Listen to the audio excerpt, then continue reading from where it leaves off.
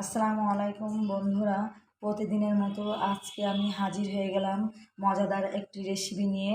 French fry বানিয়ে দেখাবো। আলুটা আমি এখন সিদ্ধ করে নিব। হালকা করে সিদ্ধ করে নেবেন। আমি চুলায় কড়াই বসিয়ে নিয়েছি। আমি এখন পরিমাণ মতো পানি দেব। আলুটা হালকা সিদ্ধ করার জন্য আলুগুলো দিয়ে দিলাম। আমি পরিমাণ মতো অল্প একটু লবণ দিয়ে দিলাম। আমার আলুটা সিদ্ধ হয়ে গেছে, খুব সুন্দর সিদ্ধ হয়েছে, দেখুন কত সুন্দর লাগছে। আমি এখন আলুটা ঢেলে নিব।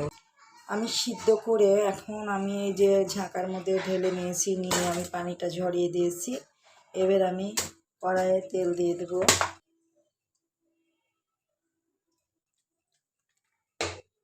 চালের গুঁড়ো দিয়েছি, হাফ চামচ কর্নফ্লাওয়ার দেবো, দিয়ে আমি ভালো করে মেখে নিব এগুলো। এবার আমি তেলের মধ্যে আলুগুলো দিয়ে দেব। আমি একটু নেড়ে চেড়ে ভেজে নেব। এইভাবে করে আলু ফ্রাইগুলো ভেজে নেবেন।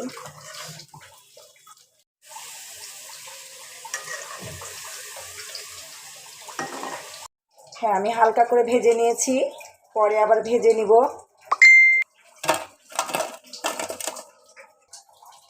আমি আবারও দিয়ে দিলাম। এভাবে করে বাসায় ভেজে নেবেন আপনারা।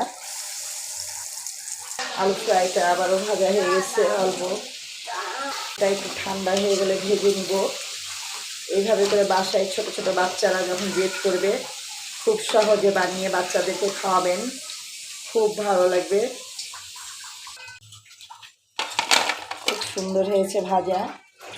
আমি এখন এগুলো ঠান্ডা হয়ে গেলে আবার একবার ভেজে নিব। আর আলুগুলো ঠান্ডা হয়ে গেছে, আমি আবারও ভেজে নিচ্ছি।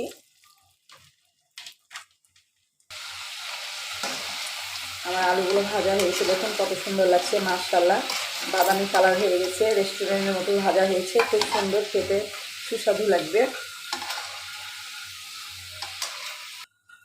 দেখুন কত সুন্দর লাগছে, কত সুন্দর মচমচে আওয়াজ হচ্ছে।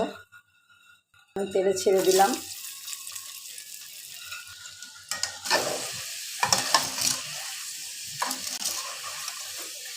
আমার আলু ফ্রাই ভাজা হয়ে গেছে, দেখুন কত সুন্দর লাগছে, চমৎকার দেখতে।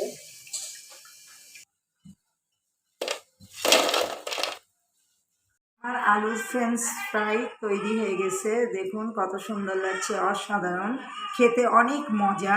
একবার বাসায় বানিয়ে ট্রাই করে দেখবেন, বাচ্চাদেরকেও বানিয়ে দিবেন, অতি সহজে তৈরি হয়ে যাবে। ভিডিওটি ভালো লাগলে অবশ্যই লাইক, কমেন্ট, শেয়ার করবেন। আল্লাহ হাফেজ।